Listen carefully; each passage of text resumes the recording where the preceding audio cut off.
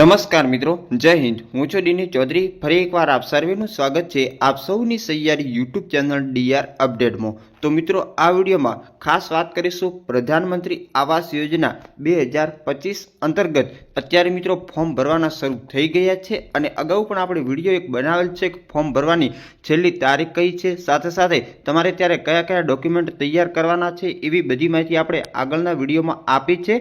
તો આ માહિતીની અંદર જે ઓફલાઈન ફોર્મ ભરવાનું છે એ ફોર્મ કેવી રીતે ભરવું અને આ ફોર્મની સાથે તમારે કયા કયા ડોક્યુમેન્ટ જોઈશે અને સાથે સાથે તમને ગ્રામ્ય લેવલે ઘર બનાવવા માટે 1,82,000 રૂપિયાની સહાય તમે કેવી રીતે મેળવી શકશો એની આપણે વાત કરીશું આ વિડીયોમાં। તો વિડીયો છેલ્લે સુધી જોતા રહેજો। આ ચેનલ પર નવા હો તો સબસ્ક્રાઇબ કરી લેજો, કારણ કે આવાસ યોજનાને લગતી સંપૂર્ણ માહિતી આ ચેનલ પર મૂકવામાં આવશે। સિરીઝ વાઇઝ આપણે ઘણા બધા વિડીયો મૂક્યા છે અને આગળ હજી પણ આપણે ઘણા બધા વિડીયો દ્વારા તમને ઘણી બધી માહિતી પણ આપશું।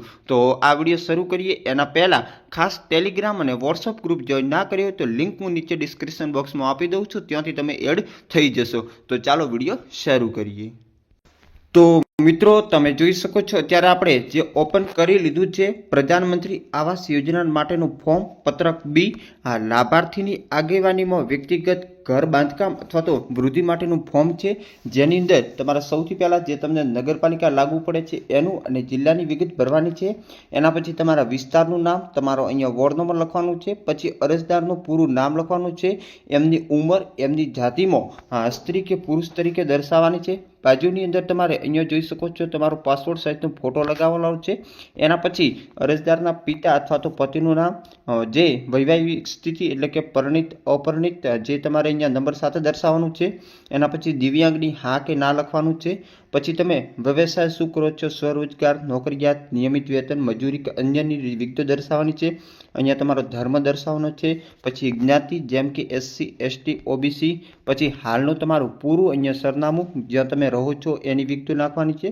તમારો મોબાઈલ નંબર, પછી અરજદારનો આધાર કાર્ડ નંબર ફરજિયાત જોઈશે, ચૂંટણી card number, ration card number, અરજદારની કુલ વાર્ષિક આવક, કુટુંબની કુલ વાર્ષિક આવક, અરજદાર કેટલા વર્ષોથી આ શહેરની અંદર રહે છે એની વિગતો, પછી કુટુંબના કોઈપણ સભ્યના નામે ભારતભરમાં કોઈપણ જગ્યાએ પાકું મકાન ધરાવે છે, હા કે ના એની વિગતો લખવાની છે।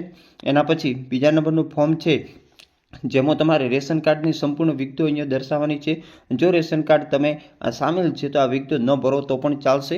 પછી BPL કાર્ડ ધરાવો છો કે હા કે ના, જો હા તો તમારે અહીંયા BPL કાર્ડ નંબર લખવાના છે।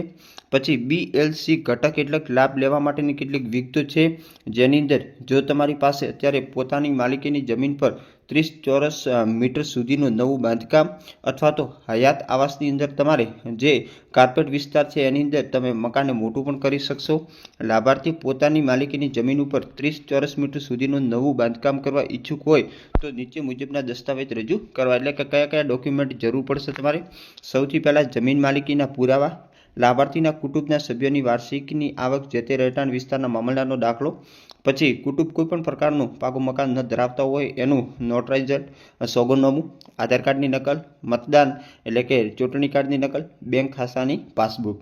પછી લાભાર્થી જો રિપેરિંગ કામ માટે ઈચ્છુક હોય તો કાચું ઘર છે, અર્ધ પાકું છે કે પાકું છે, પછી રસોડા સિવાયના ઓરડાની સંખ્યા, હયાત જે કાર્પેટ એરિયા, તમે મકાનની અંદર શું વધારો કરવા માગો છો તો તમારે નીચે મુજબના દસ્તાવેજોની જરૂર પડશે, જેમાં જમીન માલિકીનો પુરાવો, પછી જે અગાઉ આપણે હતા એ સેમ ડોક્યુમેન્ટ અહીંયા પણ છે।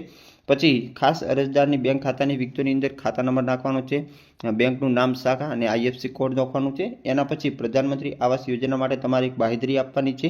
એ શું છે તો ફોર્મમાં દર્શાવેલી તમામ વિગતો પૂરેપૂરી સાચી છે, સમજી વિચારી ભરેલ છે, આ ઘટક હેઠળ મળનાર સરકારી સહાય અને તેની શરતોને મને પૂરેપૂરી સમજણ આપવામાં આવેલ છે અને તે શરતો સંપૂર્ણપણે મને બંધન કરતા રહેશે। વધુમાં આવાસની બાંધકામ માટેની કામગીરી માટે સરકારશ્રીની મળવાપત્ર સહાયની રકમ ઉપરાંત જે રકમ જોડાવાની થશે તે રકમ ઉમેરીને આવાસ બાંધકામની કામગીરી પૂર્ણ કરવાની ખાતરી સાથે બાંહેધરી આપું છું। આવાસ બાંધકામની કામગીરી 9 માસની અંદર પૂર્ણ કરવાની છે, તે બાબતની પણ મને જાણ જણાવેલ છે। અને બાંધકામ કામગીરી સંપૂર્ણપણે 9 માસની અંદર પૂર્ણ કરવાની ખાતરી આપું છું. નીચે લાભાર્થીની સહી કરવાની છે. એના પછી જે તે પ્રતિનિધિ હોય એનું નામ અને સહી કરવાની છે. આ માત્ર ને માત્ર કચેરીના ઉપયોગ માટે છે. એની અંદર તમારે કશું લખવાનું આવતું નથી. અને જે તે નગરપાલિકા છે એમના પ્રતિનિધિનું નામ અને સહી. અહીંયા ખાસ નોંધ પણ લખશે કે ફોર્મ પાસ થયેલ છે, રિજેક્ટ થયેલ છે કે એની વિગતો આવશે. તો આ રીતે તમારે આ ફોર્મ ભરી દેવાનું છે. આ ફોર્મ મિત્રો જે નગરપાલિકા વિસ્તારમાં આવતા હોય એમને લાગુ પડે છે ખાસ. અને એમની જે મકાન છે એમની અંદર તમે નવો સુધારો પણ કરી શકો છો અને નવું મકાન પણ બનાવી શકો છો. આ રીતેનો અન્ય જે વિસ્તારોના ફોર્મ છે એની પણ વિગતો આપીશું. સાથે સાથે આગળના વિડીયોની અંદર ફોર્મ પાસ થયા પછી તમારે કામ કેટલા લેવલે કરવાનું અને સહાય તમને કઈ રીતે મળશે એની વિગતો માટેનો વિડીયો મૂકીશું. ત્યાં સુધી જય હિન્દ, જય Bharat. Thanks for watching and subscribe my YouTube channel DR Update for more update. Thank you.